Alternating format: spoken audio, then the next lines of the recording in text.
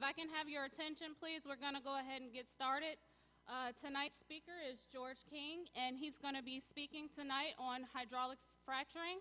If you could, please welcome him to the stage. Thank you. Thank you very much. Well, first off, good evening and welcome. As she said, I am George King. I work for AIChE Corporation here in town. I'm a 43-year veteran of the oil and gas industry. Was actually hired into the industry by one of the co-inventors of hydraulic fracturing, and so have kind of grown up in that era. So tonight, what we're going to be talking about, I won't go into any detail of a 5 or 6 hour class, but I would like to show you some of the bits and pieces of what hydraulic fracturing is, and to talk about a lot of the questions that we get. This is a process, almost like any chemical process, except this one has a lot of mechanical energy applied.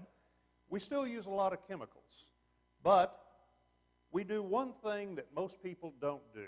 We're working with an objective or a target that is 1 to 5 miles away from you. You can't see it, you can't touch it, you can't hear it, and you don't want to taste or smell it. So what we're left with is your ability to form a 3D mental image of something that is happening a mile to 2 or 3 miles down the well. And sometimes it's not only down, it's out. For instance, you could drill a well on the site of this facility and probably produce oil and gas from underneath the center of downtown Houston. The actual departure of the ability to drill out the lateral reach from a drill site, the record is over 40,000 feet.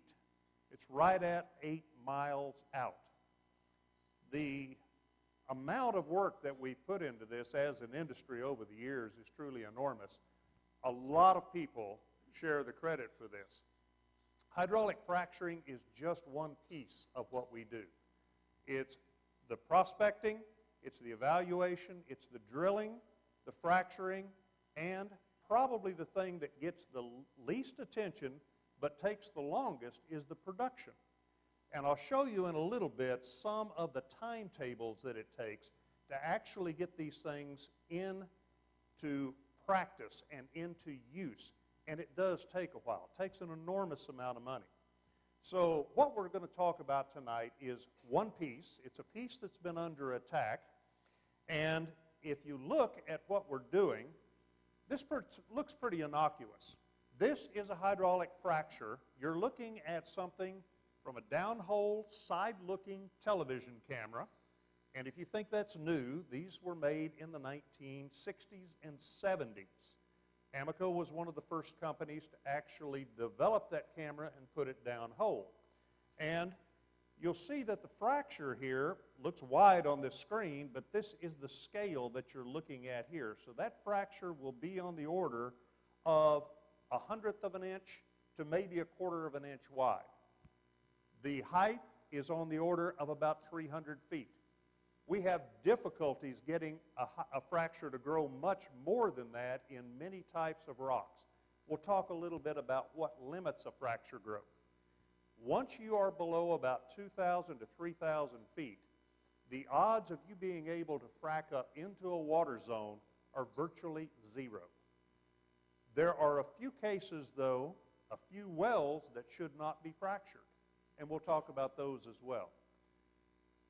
Hydraulic fracturing developed or actually invented and tested for the first time in 1947. And after that, it became a very common occurrence during the 1950s. But it really has only seen a lot of objection after the shales started drilling. And if you look back and see why people objected to it, it's because many of the environmentalists saw the end of the petroleum age during the 80s and 90s when they thought we were running out of gas and oil. All of a sudden, with the development of the shales, we have a 200-year supply of gas, and who knows how much oil out there. That did not go well with people that were wanting to go with wind and solar power. Strangely enough, there's a lot of money flowing around here now to fight that, but it's not all that issue.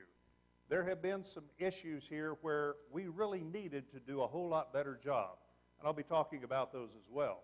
First off, let's take a look at the picture of what's happening here in terms of supplying the total U.S. energy supply.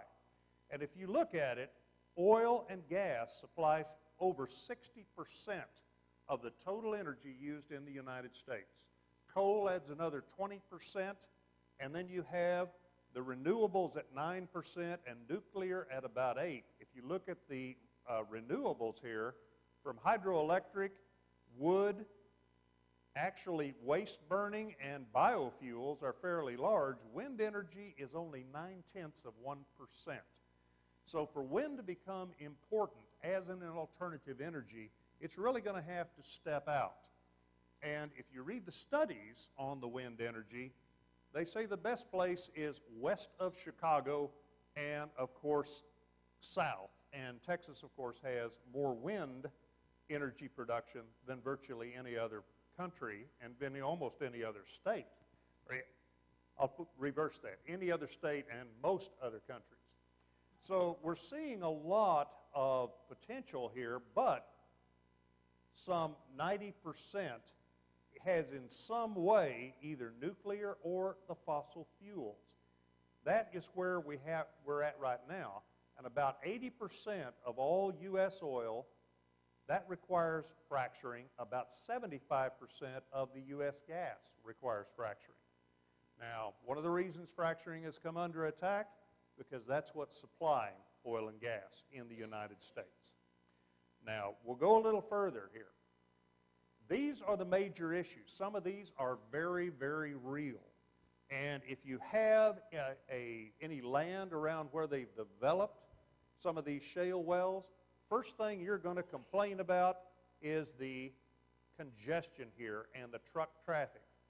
If I drill a well, goes out 5,000 feet, and I put 10 to 15 frac jobs on it, that's going to require 1,000 to 1,500 semi-truck loads of sand, water, equipment, people, etc. That's a lot of truck traffic, especially when hundreds of wells are going down in any given community. So we had to look at how do you get trucks off the road. That doesn't go well with the trucking industry. But it's something that has to be done. It's a congestion factor. That's real. The water usage and consumption, and I know that you've heard about the millions of gallons that the oil companies are using to frack with. I'll show you an interesting tidbit or two of that in just a moment. But it takes about around 4 to 5 million gallons total for all of the fracks in a single long horizontal well. We'll look at that. Seismic disturbances, earthquakes. That doesn't happen with fracturing, but it does happen when you start injecting water in disposal wells that have been improperly sited and are too close to faults that can be activated by injecting liquid into them. You know, that's not a surprise to anybody that knows geology, but some people who put in injection wells and didn't really watch what they were doing, where they were putting them, and the regulators didn't either for a time, that got into some problems. There's 150,000 injection wells. Only about 20 of them have been involved in seismic disturbances. But all of these are small. But I'll guarantee you one thing. There is no such thing as a small earthquake when it's under your house. So this is what we're dealing with. Now, as you go down here, there's some information on chemicals and groundwater protection. A lot of people fear these things. I'll show you data on that as we go around. And then methane migration, emissions, spills, etc. These are things that we're trying to improve the actual science of preventing these. And we're doing a pretty good job of this right now, but we still got a ways to go. If you look, however, at some of the rest, the other causes here are climate change belief, delays that affect alternative energy development, and they do, because if you've been successful, and we are really victims of our own success, we would like to see a lot, higher gas price and a lot higher oil price, particularly in the last couple of months. But we've been so successful bringing on gas and bringing on oil that those prices are going to stay down for a while. The interesting thing here, earlier in 2014, the U.S. became the biggest production country in the world, surpassed Russia. Saudi Arabia is number 3, but they have plenty of oil here to do the swing deal. We're still importing some oil. Down here, competing business interests. That drives a lot more of it than you think. We'll leave that one alone for a while, but you'll see that one come up in these areas. I put some things here about what we're trying to do, from temporary pipelines to really using water from other sources other than fresh water, and some of the things that I spoke of going through here. And I'm going to take these one at a time and go through in the 40 or 45 minutes that I've got to talk here. But let me just show you a shortcut. And this is a study that I did in 2011 and actually published it, had it presented, peer-reviewed, all of that. We looked at a bunch of different fracturing events, and these are worst possible case, either spills, truck wrecks, etc., where they spill diesel, where they spill salt water, etc., and that's the single digit from 1 to 9, and the double digits are things that actually happen in the well, with 21 down here being normal frac operations with no problems. That actually happens better than 99% of the time. But I took and put this on a Boston Squares type operation where the consequences, the more severe, are up here, and the occurrence, the more frequent, are going this way. So the only one I want to see on more frequent is this 21 down here, which was normal operations. The other things, such as the single digits here that were spills, we have managed to drop a lot of those, and I'll talk about how we've done that as we go along. But we've still got a couple like emissions and some of the leaks along the wellbore and well construction issues. We got some more of those to work on. We're doing a pretty good job, but we have a wide range of operators in this industry, just like you do in the chemical industry. We have some that are extremely good. We have some that aren't quite so good. And we fight this as well. Now, if you've got a development going on around you, it's a multiple-step process from leasing the land to seismic to site preparation.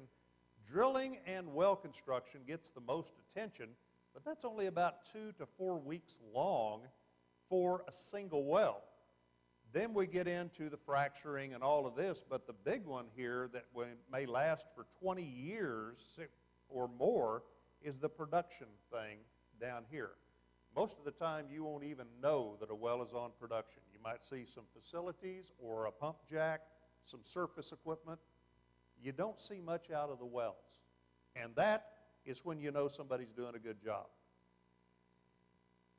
The reason many of you have not heard too much of AIChE is because we struggle to keep our names out of the newspaper. Same thing for the chemical process industry, isn't it? Okay? But this is what we see from time to time. Now, I took each one of these challenges and each one of these risks, did a lot of work in the area of trying to figure out what the challenge was from each one of these. This was transport, regional variance, and risk reduction. Interestingly enough, I looked at this fracturing, and I looked at well construction, I looked at fracturing, and I looked at transport.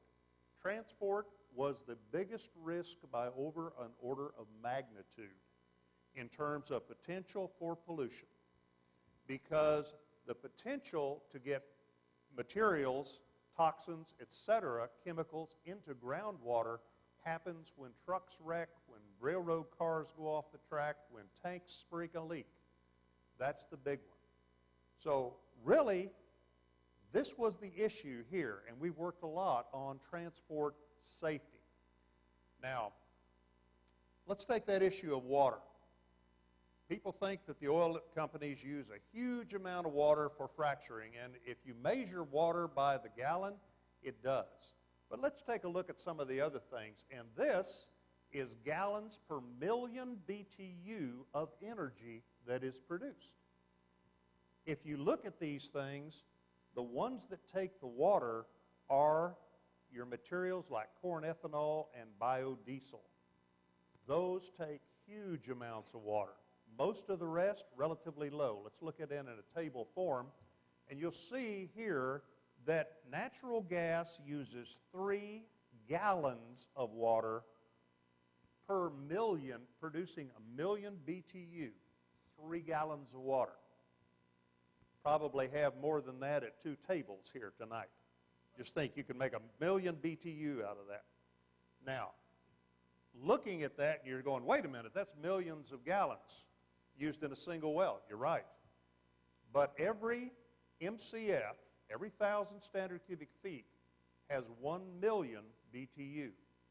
Most of these shale wells, the modern ones, on average, produce at least 2 BCF. And when you do the mathematics on that, you come up with 2.5 per million BTU. So, no, we're not using huge amounts of water, and if you look at the data from that, it's only 1.6% of Texas groundwater. But the issue is that in some areas, they don't have that to spare. Agriculture and municipal entities use 80% of the groundwater that's produced every year in Texas. Agriculture and municipal. We use 1.6%. Now let's figure out a way to reduce that 1.6%, because we're not going to win the argument of, no, you can't have drinking water, we got to frack a well. That ain't going to work. That won't work at all. And you can't have water to grow your crops. No, that ain't going to work either. So we have to reduce it, and we know it. So what we've started here, and this is one of a beautiful chemical engineering problem. We made these big tanks, and basically they're grain bins that we've lined with double layers of, I think it's 30 or 60 mil plastic with sensors, leak sensors, between the layers and under the layers. We don't dig down for these things. We put these on level ground. You had to do some compacting, but we put them on level ground. We take all the produced water from an area and the salty brine water that you can't be used for agriculture. We clean those things up, and that's what we use for frack water. And in Iran County, which is where a lot of our work is concentrated, 100% of the water we use in fracturing in Iran County is this. We don't use a drop of fresh water on fracturing. That really only works economically where you have huge fracturing operations, and we work pretty hard to make that happen. Now, and just to back up here, this is what that water looks like after it goes through a series of these tanks and a little bit of chlorine dioxide. That stuff is clear as anything. Now, it's still 50 to 100,000 TDS, and that's fine for what we're doing in fracturing. It's actually easier on the formation. All right, so that's what we're doing. No fresh water. The big thing here, we pulled 80,000 truckloads, semi-truckloads, off of the highways by doing it locally and putting in flexible pipelines that were laid quick on the ground. You can lay a mile in 15 minutes, leak-tight connections. Those work beautifully. So those are some things we can do. How about seismic? Well, seismic, and you've heard about this uptick in Oklahoma on seismic, but that happens about every 30 years or so because they had another thing go around, earthquake-prone period in the 1950s, and most of it, the reason why nobody knew about that is because there wasn't a single seismic station in the state of Oklahoma before 1961. 1961, they started putting them in. Well, guess what? That state's covered with them now. All this band up through there. If you drop a gallon jug of water from chest high onto the floors, it's going to be seen somewhere. And that's, by the way, is the fracturing energy. That's -2 moment magnitude, taking a gallon jug of water, holding it chest high, and dropping it on the kitchen floor. That's the energy that's imparted in each of those little events in fracturing. It's not much. But when you put it in the wrong place, you got a problem. And that's what we're after with this technology. Now, when people think earthquakes are in the increase, and basically the earthquakes, if you look at the seismic, they are a very oscillating frequency type of occurrence. You see them, there are periods when they don't have much seismic disturbance, and then periods where you have a lot of it. So this is something that we need to look at, but we also need to know what's it relative to? What was it before? We don't have a lot of that data, so we're starting off kind of anew. If you look at seismic energy, and this is the interesting thing here, with the 5 and 6 moment magnitude quakes, those are the ones that people notice a lot of. That runs in a range of 1,000 to about 2,100 a year. The 6 to 6.9, 100 to 200 a year. The stronger these quakes get, the less you'll have. And if you get 8 or above, maybe 1 per year. In fact, in the last 25 or 30 years, there's only been a double handful of these things happen in the world, and almost always around the Ring of Fire of the Pacific Rim. This thing is where 90% of your earthquakes and 70% of your volcanoes are sited. It's that plate tectonics deal. And if you look up through here in the U.S. and you come into that area, you see this thing going across kind of mid-continent there? That's that line that goes through Oklahoma. And it's right around the Gulf of Mexico, but there's a little line up here that goes right through. The Ring of Fire started waking up again. It's a cyclic one as well in 2012, and ever since then we've seen an increase in earthquakes, but we've seen it all over the world. We do most of the fracturing in the United States because our oil and gas formations aren't near as permeable as the Saudi Arabian ones and the Middle East ones. We love to have reservoirs like that. We don't. Okay, so we've got to fracture ours to really make them work. How about chemicals? You heard a lot about chemicals and the cocktail of 547 chemicals that was in Gasland. If you looked at the chemicals they were quoting and you looked at what's in your glass of iced tea tonight, you're going to find a lot of the same ones at about the same concentration in parts per billion. Didn't get that information into the film. But it was propaganda. Cleverly used, but still propaganda. What do we need to do? We were using too many chemicals in there. We were using Betex. We were using xylenes. We were using all kinds of things in there. All right? Because they were good solvents. We weren't getting them into the water supply, except when the truck rolled over. But if the truck rolls over, guess what? You've got them. So these are the things that we started doing. We started pulling these chemicals down, and we look now at 2 to 3 chemicals in a frac job. A friction reducer, which is polyacrylamide, which is used, by the way, in baby diapers as a flocculant for drinking water, etc. Biocide, our favorite, is glutaraldehyde, which is a medical disinfectant. This is on the gold band list in the North Sea as an acceptable chemical to use, bring back, and then jettison over the side because the time you get it out of the well, it's all gone. It's a very reactive chemical on organics. Some knowledge here to the general public, and I'm preaching to the choir here, I know, about trying to really educate the general public about chemicals. But we needed to reduce. We did. Now we're using chemicals that come off of the EPA's Design for Environment list and off the North Sea Gold Band list. Trying to get that out across the company and trying to get our competitors to use it as well. That's an effort out there because they are a little more expensive. You know what that little bit more expensive does. They want to take you out for low bid. Well, if we'd gone out to dinner for night for low bid, we'd have been eating McDonald's. Okay, let's just back off for a minute. How about groundwater? Let's take the state of Texas. The state of Texas is underlain, really about 90% of the state, is underlain by groundwater from 29 major and minor aquifers. Some of them are really good water, and some of it you couldn't drink no matter how much whiskey you put in it. It just wouldn't work. So we've had 1 million wells drilled in Texas since 1866. Fortunately, most of the wells in Texas were drilled after they started using cement in wells to isolate them. You think that was early? It was 1903 before they used the first cement in wells to isolate it. Prior to that time, they just let the gas come up the outside of the casing and vent. And a lot of those wells burned down. I don't think they made the connection.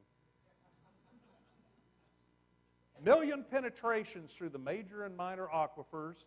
Texas is number 2 in terms of groundwater withdrawal, with 80% going to agriculture and municipalities. Folks, if we were polluting the groundwater, you would know it nearly immediately. Now, are there cases where we have polluted it? You bet there are. Small volume cases.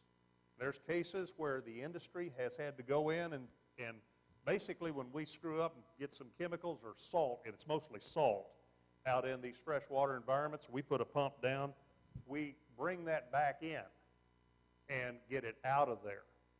And you can do that. It has been done, and that was well construction, which was the number 2 problem, but a fraction of what transport was. So when you look at this, we've had 500,000 frac jobs. Actually, this is getting up towards 750,000. Over 1 million wells. We've got 48,000 injection and disposal wells in the state of Texas. We've had trouble with about 5. So all in all, have we done a decent job? Yes. Can we do a better job? We better, because our social license to operate, as the public is fond of saying, is at risk if we don't. And that's something that you as a chemical industry, and I have a degree in chemical engineering, that's something you've got to be recognizing too. And it's just something that keep your name out of the newspapers. Now, this is some very good little information. This is called microseismic. And microseismic are some listening devices that they can put underground or at the surface, and they can hear when a formation cracks and then jumps just a little bit. And when I jump like this, the actual movement is about the width of a human hair. But that makes a sound, and that's that energy level of that gallon jug of milk or water hitting the kitchen floor. That's about the energy released from each one of these things. We get about 700 to 1,000 of those little events recorded every time we frack. So, yeah, there's some energy in there, happens over a 2 or 3 hour period. Is that going to cause earthquakes? Is that going to grow a frack up the way? Well, we start putting water in, and now we're injecting down this well and out into this fracture that goes out there. We're injecting at 100 barrels a minute, maximum rate. That's 4,200 gallons a minute, and that sounds like a huge amount of water going down there. So it starts this little crack out that's a 1/4 inch wide on each side, going this way, getting into the natural fracture system, and within 100 feet or so, the rock is leaking off so much liquid in it, fluid lost from that it takes all of the energy of that 100 barrels a minute. It just doesn't go anywhere. So you've got natural barriers, you've got stress, but the big one, you've got a leak off control. Now what this one is showing you here, this is the bottom of the water across Pennsylvania and across the Barnett Shale. 300 and some wells there, over 2,000 wells there. Those little peaks, that's as high as any of those events from microseismic we're seeing. That's a 1/2 mile away from the base of the water in the worst possible case. Where do you get into trouble? If I had a very shallow well and I wasn't paying attention to what I was doing, yeah, I could get into it. But you could just as easily build a pressure vessel out there and use cheap materials and faulty welding. You know what's going to happen, and you don't do it. We're in that same boat. But it's something that a lot of operators here don't understand. We also build wells in nested barriers. And we drill that first big hole, put the pipe in, cement it. Drill out of that, a little smaller, a little smaller, a little smaller. Okay, so we're building a pressure vessel. But, and I won't have to tell you all this, I won't have to explain it, that's a pressure vessel with 700 connections. How many of those do you think are going to be perfect? You're going to have one or two that leak. So we've got some technology to find them and plug them. And this is something we expect to have to do. Now, you build something here, you tear it down, and it's gone. When we drill a well, it's there. And sometimes it's very hard to fix. I'm teaching classes, and I do a lot of the teaching on completions and workovers and even fracturing. The one thing I leave almost everybody with is do it right or get out, because you can really give the industry a bad name. And I think we're all cognizant of that and trying to do a better job. We put a number of barriers. There's multiple barriers at the top and particularly through the water zone, maybe one barrier near the production string or near the production zone. That's deep. Where is it going to go? To have pollution, you've got to have pressure differential, you've got to have a pollutant, and you've got to have a flow path. We don't have that flow path, and we don't have that pressure most of the time. We've got to look at that. Here's a history. I sat down a year ago and did a study, or a compilation of studies that were done on 650,000 wells around the world. The leak rate was alarmingly low.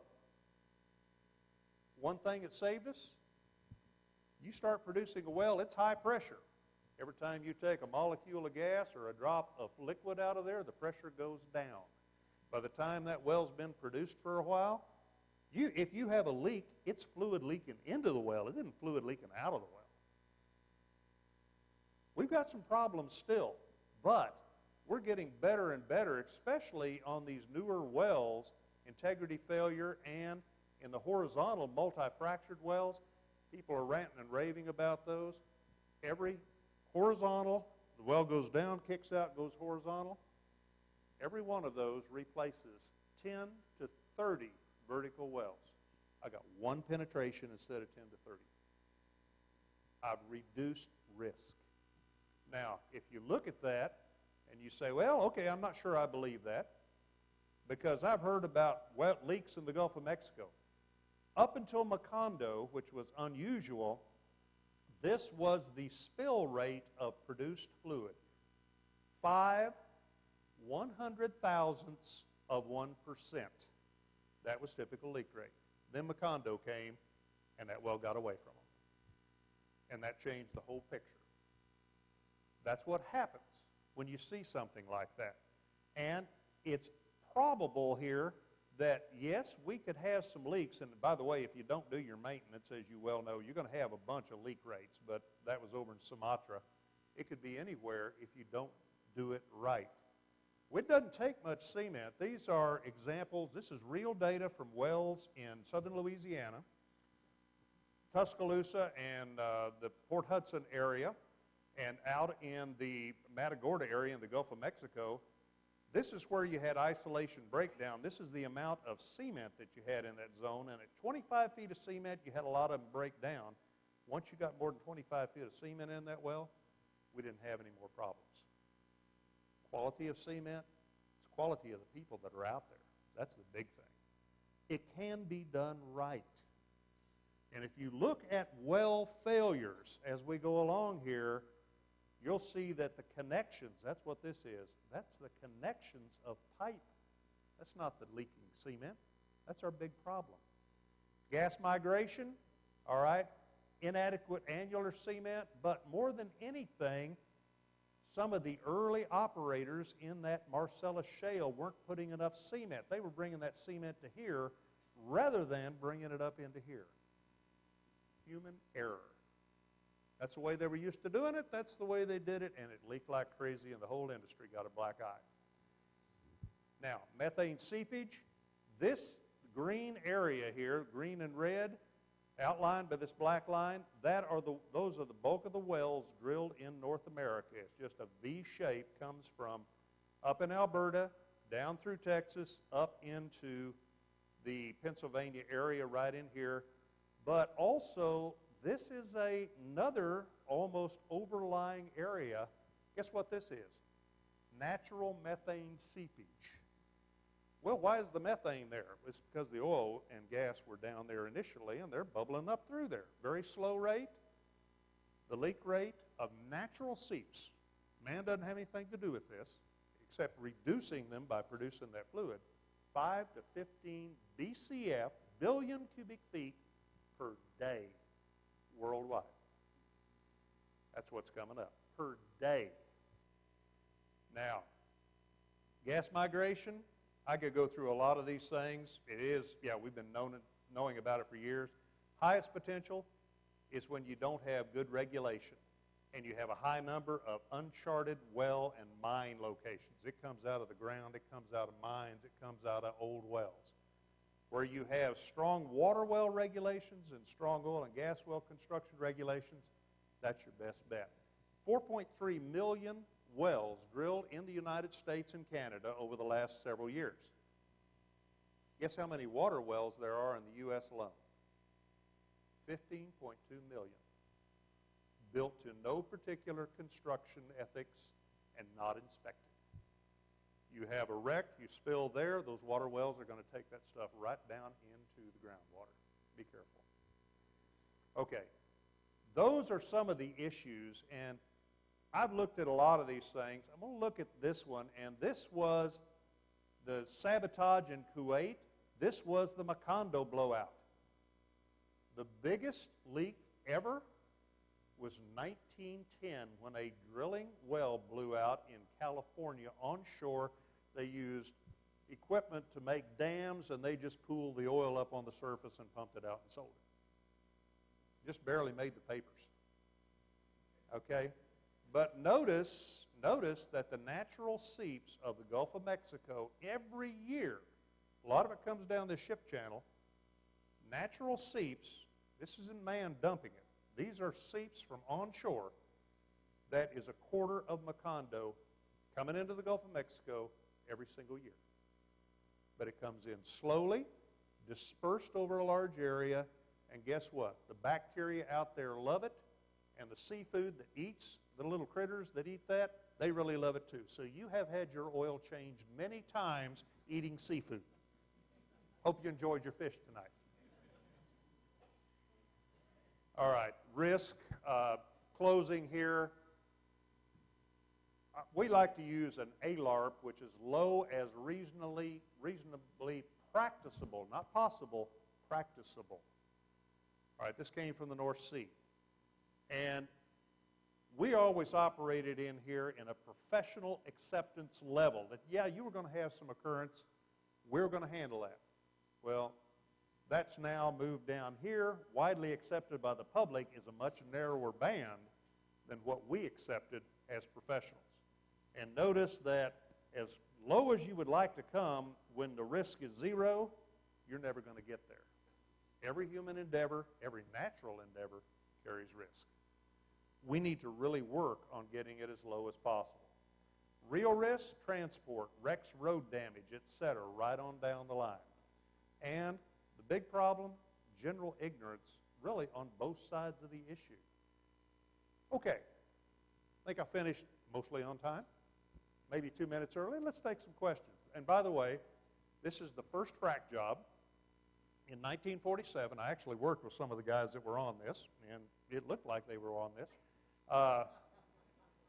This was in Hugoton, Kansas in 1947.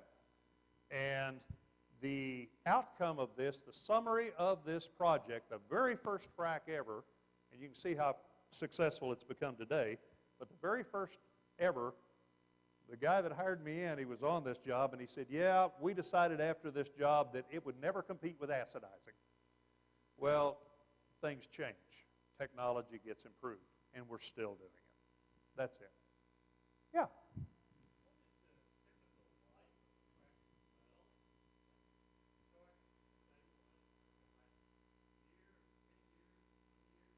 In a soft rock formation, it will last somewhere, you know, because it will flow a lot of materials in there, and it might last 5 to 6 years.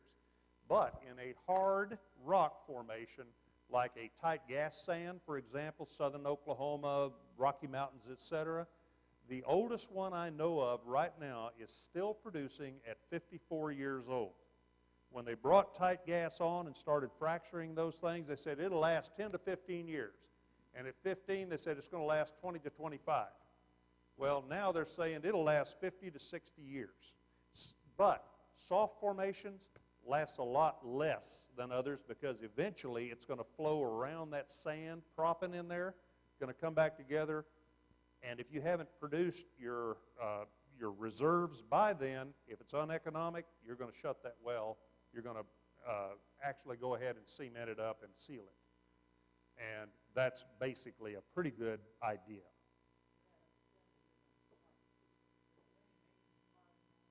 It depends. The question was, is there maintenance required out there? If it is a sweet well, in other words, not a lot of CO2, not a lot of H2S, and it's a gas well, yeah, it'll last a long time without maintenance. With maintenance, remember the biggest issue for us is still the biggest issue for you. It's still corrosion. Okay, that's huge. Improving quality of pipe, grades of pipe, inhibition systems, etc., that's helping tremendously, but you've got to have an operator that will stick to the application of inhibitor or use the right materials for a job. And that's the issue we get into. In some wells you would, but for instance, in 1950s, they did a lot of refracking as the technique got better. In the early 2000s, we did a lot of fracking as the fracturing technique got better on these shales. Now we're not seeing but maybe 1% of those new wells being refracked because reached a pretty good point in that technology. Yeah? Yeah, are propping agents widely used? Propping agents are used on almost every frac job out there. The only time they aren't is when you're in maybe a limestone formation and you can use acid to etch. And no, the acid doesn't come back as live, it comes back as salt water. But sand, ceramics, they've used glass bead, steel shot, lead shot, plastics, leather scraps, walnut shells, you name it. Sand is 95% of what's used there. It's cheap, it's durable, and it's available. Yeah. What practices are being used to minimize flaring? To minimize what? Flaring. Flaring. Intelligence, I think, is about the best thing. I don't like flaring in any form. It's wasting a resource, and it's wasting something that could repressurize the reservoir and increase your recovery. That's just me.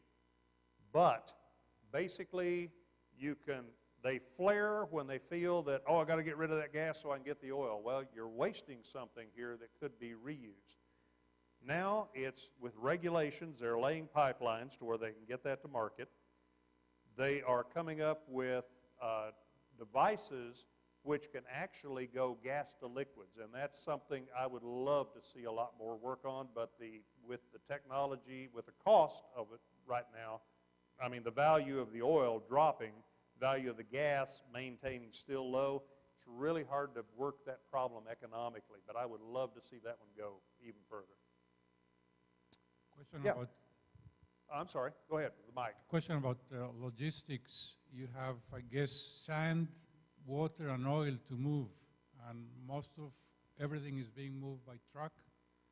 Depends on where you are and how much infrastructure is there. In some areas, it's moved all by pipeline. In some areas, it's moved all by truck. Some areas are a blend of the two. If you're hauling water into a location, you're using, each truck will hold 130 to 150 barrels. We'll use 10,000 barrels in a single frac stage. So that's a lot of truck traffic coming in and out. If we can lay one of these 11-inch diameter collapsible pipeline with seal-tight couplings, we can put a central water station up there and flow water to the location across a farmer's field, as long as it doesn't leak, or, in that area. We get a lot of trucks off the road that way. But your big effort here is hauling water in and hauling what is produced water. Some people call it waste. Actually, it has value if you turn it back into frack water. Though moving water are your big ones. Moving sand is next. The rest of it is just almost immaterial. So it's a combination of the two, but we are trying as much as possible to get trucks off the road. Yes, sir, over here.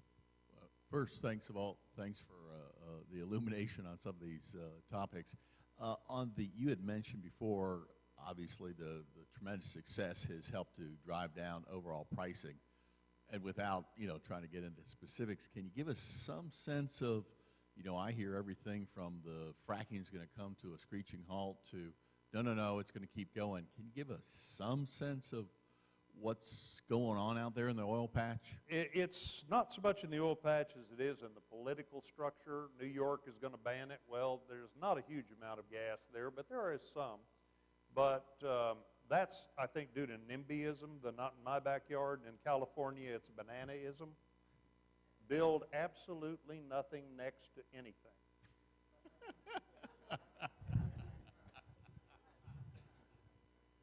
There are people that do not want that activity in their backyard. Okay. But the reason that it is driven so widely and so far in the United States is two things. One is private ownership of minerals. That in itself, now we're unusual in that respect. Normally the government or the crown or whatever owns all the minerals. But when you tell a landowner that, hey, I've got $20 million of pay that I'm going to give you over a 10-year period if I can produce that mineral, you'd be surprised how many farmers will want you to drill a well on their land. I went up to Caldwell, Texas. We were, the industry was moving up that way, and they had a county commissioner or water commissioner meeting there, and normally they have 25, 30 public, people attend it. And they asked me to come up and speak, and I said I would. And they said, well, there'll be 25 or 30 people in there, and then it was 80, and then it was 150, and it turned out it was 250 people that showed up. And I was expecting a less than warm welcome talking about fracturing. When I got finished, everybody applauded, and the questions were, when are you going to lease my land, and can I sell you water? I loved it. America at its best. Yeah, question? Yeah, this is a great talk. My sister lives in central Pennsylvania, all around the Marcellus, and there's a lot of fear in that area about issues, oh, I heard my water's been polluted from these things. So, unfortunately, I think she sees me a little bit as an insider, even though I have nothing to do with upstream. Is there a place, a resource that I can send Sure. those people or anyone else, Yeah. for that matter, that's sort of a third party? If you'll go out to my website, and I do maintain a website out there, and mostly it's for getting information out. There's a document, should be out there tonight if my son did his job, responses to frequently asked questions and statements about hydraulic fracturing and well development. We go into a lot of the details on that.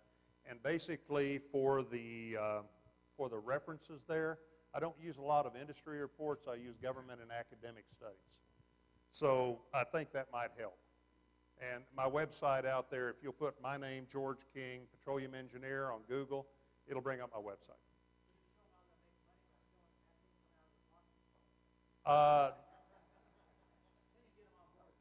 You will find lawyers lined up to sue the oil companies because the oil companies will pay them off as nuisance suits, and they'll make several $1,000s, and of course they'll seal that and go on. And that's typical. Go ahead. So you've got a section of land, and you've got several wells on it.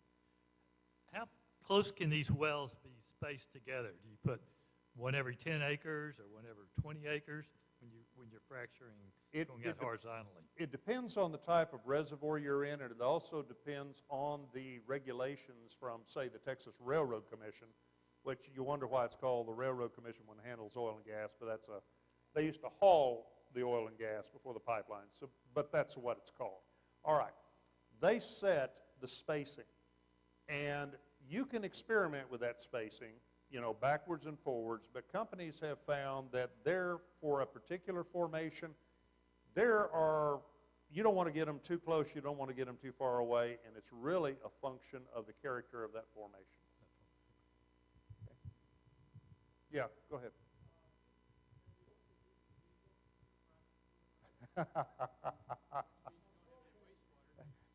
The diesel has been totally outlawed in terms of injecting and using it in any form whatsoever in a frac job. And that happened about a year ago. Somebody got all up in arms because we used to use 0.5% diesel as a fluid loss additive, and suddenly that just went viral and just got totally outlawed. So no, we can't. We do use on occasion propane, butane. There's a company that's using natural gas to frac with, another using CO2, another using nitrogen. The problem is you can't carry a lot of sand because you need to gel or have those at a high rate. And the hydrocarbon issues are, yes, we can frac with that, but water is a lot cheaper. So that's where we are right now. It doesn't matter. You can't put diesel down a well in a frac job. You'll get part of your water back depending on the shale, depending on the application. In a conventional well, you might get 100% back. In most shales, you'll get between 5% and 50% back. Shales are undersaturated to water. It's like dropping a dry sponge in a bucket of water. You know, it's going to take out some water when you lift that sponge. And that formation keeps it. It doesn't come back. Go ahead. Can you go back one slide, please? Sure. Oops, that wasn't it. There it is. One more? No. Okay. General ignorance on both sides of the issue. Right. Which are those both sides? Okay, the both sides there is people don't understand what What's we're the doing, issue? et cetera. But the both sides, that other side, is we don't understand their fears. That's a big one. And we need to be more cognizant of that. That's the public, the general public, and the oil industry itself, because we view fracturing as very, very safe. I can't tell you where one has actually busted into water. I don't know of one, and I've been in this industry for a long time. Some people say, oh, it happens all the time. There's no documented evidence of it. So there's ignorance on both sides. We need to have some common conversations, but without all of the money that's flowing back and forth in the height. Okay, questions? I was curious if there's a healthy rate of return on a well over its lifetime. You know, healthy always depends on what you were expecting. You don't want to lose money, but typically companies really start looking at something when they can get a rate of return of over 20%. Now, that sounds huge, but remember something, not every well is going to actually come in a good well. All right? So you have to have that rate of return in order to pay for the ones that didn't work, and they're not economic in any fashion. In fact, if you look at shale wells over the 20-year, 30, 25-year history of drilling shales, you'll find that 1/3 of them are non-profitable. 1/3 are marginally profitable, and the other 1/3 are so profitable that they carry all of the rest. So that kind of gives you an idea. Now, that was over a 25, 30-year period. As we have moved in technology, we're getting a lot better at not having uneconomic wells. Okay? Are you going to call it? Yes, we're going to go ahead and call this meeting to an end. We want to thank our speaker tonight, George King.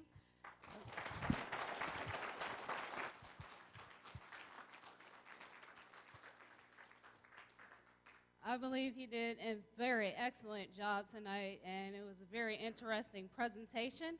And to add to your collection, we'd like to give you a gift of appreciation. Okay. And it was actually the clicker. Oh, the clicker. Now I've got 3 of them. I lose about 1 every 6 months, so yeah, it'd be fine. Thank you so much, George.